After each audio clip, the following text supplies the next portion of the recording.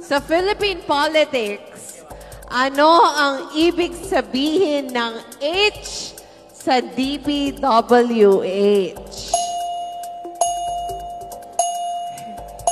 Health? Bibigyan health daw. Health. Tatanggapin na natin yon.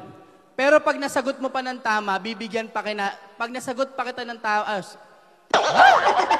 mali! Nagkalito. Hindi, bibigyan kita ng another chance. Kukunin na natin yung sagot niyang health. Okay? Pero pag nasagot mo pa ng tama ngayon sa second chance mo, 1,000 na lang bibigyan kita. Galing sa pera ko. Ang tamang sagot ay... High waist.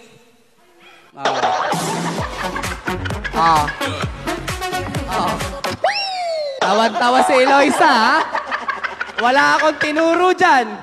Anong sagot niya? Highways. Department of Works and Highways.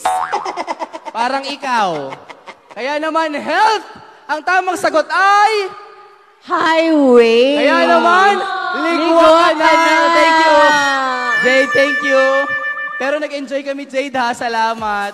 Binigyan na kita ng chance. Ang sagot, highway. Sinagot ni Jade, highways. Ay, sunus, panalo ka.